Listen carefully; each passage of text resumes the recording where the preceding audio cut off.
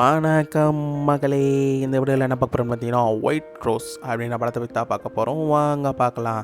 Starting வந்து ஒரு பொண்ணு காட்டுறாங்க. அவங்க விரும்பி தான் ஒரு காரில் ஏறி போகிறாங்க. ஆனால் அவன் என்ன பண்ணுறான்னா, ஒரு ஊசி போட்டு கோணி பையில் தூக்கி போட்டு அவங்க மட்டும் ஞாபகத்தமாக வச்சுக்கிறான். இதனால் அவன் சைக்கோவாக இருப்பான் போல இருக்குது அப்படின்னு நினச்சிட்டு இருக்கும் போது, கொஞ்ச நேரத்திலே பார்த்தீங்கன்னா ஹீரோயினும் வந்து அதேமாரி ஒரு இடத்துக்கு போகிறாங்க. அதேமாரி அந்த காருக்காக தான் வெயிட் பண்ணுறாங்க. என்னடா இது இப்படி காட்டுறாங்க அப்படின்னு யோசிச்சுட்டு இருக்கும்போது அவங்களுக்கு ஒரு ஃப்ளாஷ்பேக் ஒன்று சொல்கிறாங்க. என்னென்னு பார்த்தீங்கன்னா, அவங்க ஹஸ்பண்டு குழந்தைன்னு அவங்களும் சந்தோஷமாக தான் இருந்திருக்காங்க ஹீரோயின்.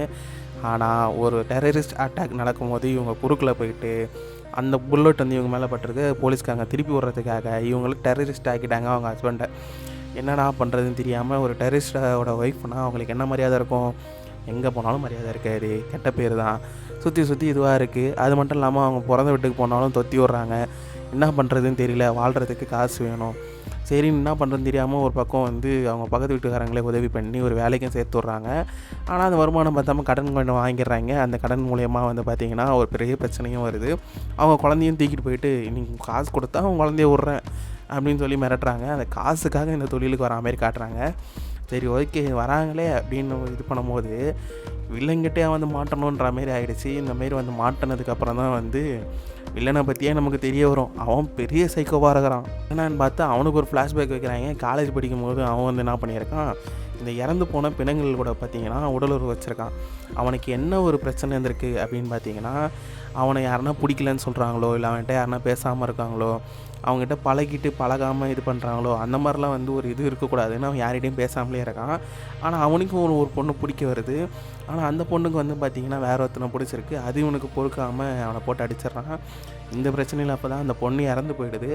அப்போ தான் அவன் முதல்ல ஆரம்பிக்கிறான். அந்த இறந்து போன பொண்ணை அவனை சொந்தமாக்கிறான். அப்போ அவனுக்கு என்ன புரியுது அப்படின்னா, இறந்துட்டா என்னை யாரும் வேணான்னு சொல்ல மாட்டாங்க, என்னை அக்செப்ட் பண்ணிப்பாங்க அப்படின்றத நினச்சிக்கிறான். அதுவே அவனுக்கு ஒரு நோயாக மாறிடுது. அந்த நோயால் தான் பார்த்திங்கன்னா கடத்தி ஒரு பொண்ணுங்களை வந்து கொன்று அவங்கள இது பண்ணி இது பண்ணுறான்.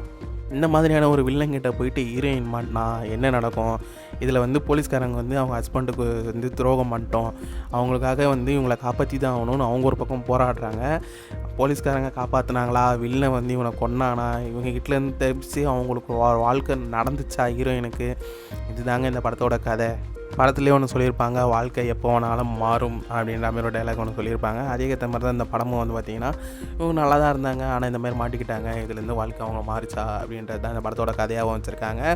சரி இப்படி இந்த படத்தை பார்க்கும்போது நமக்கு எப்படி தோணுச்சு அப்படின்னா, இது ஒரு சைக்கோ த்ரில்லராக ட்ரை பண்ணியிருக்காங்க. ஆனால் எனக்கு என்ன தோணுச்சு அப்படின்னு பார்த்தீங்கன்னா, மற்ற சைக்கோ த்ரில்லர் படம்னா வந்து பார்த்திங்கன்னா ஒரு பொண்ணை கொல்றாங்கன்னா அவன் தேடி போய் கொல்லுவான், இல்லை அதில் ஒரு காரணம் வச்சுருப்பான். பட் இதில் எப்படி காட்டுறாங்க அப்படின்னு பார்த்தீங்கன்னா, அவங்களே வந்து ஒரு விருப்பப்பட்டு தான் வராங்க. ஆனால் அவங்கள இவன் வந்து வேறு மாதிரி பயன்படுத்திக்கிறான். இவனோட நோயால் அவங்கள கொன்று இந்த மாதிரி பயன்படுத்திக்கிறான்ற மாரி காமிச்சிருக்காங்க. அது வந்து இன்னும் கொஞ்சம் த்ரில்லிங்காக கொடுத்துருக்கலாம் அப்படின்னு எனக்கு தோணுச்சு. அது இல்லாமல் சைக்கோ த்ரில்லருன்னும் போது அதுக்கு இன்னும் கொஞ்சம் நல்லா ஒரு பரபரப்பாக காட்டணும், பயத்தை கொண்டு வரணும். அந்த மாதிரிலாம் இதில் வந்து காட்டலை. ஏன்னா வில்லனை வந்து ரொம்ப மோசமாகவும் காட்ட முடியாது அப்படின்றதுனால ரொம்ப இதுவாக ட்ரை பண்ணலன்னு நினைக்கிறேன். ஒரு ஆக்ட்ரஸ் போட்டு தான் அவங்க வந்து எவ்வளோ காட்டணும் அப்படின்னு தோணும். இவங்க வேறு லீட் ஆக்டராக கொஞ்சம் ஒருத்தரை போட்டிருக்கவோ அவங்களுக்கு ஒரு லிமிட்ஸ் சொல்லியிருப்பாங்கன்னு நினைக்கிறேன். ஸோ ரொம்ப இதுவாக காட்டலை இந்த படத்தில். அதனால் ரொம்ப அந்தளவுக்கு த்ரில்லிங்காக இருந்துச்சா அப்படின்னா எனக்கு அந்தமாதிரி தோணலை தாங்க நான் சொல்லுவேன்.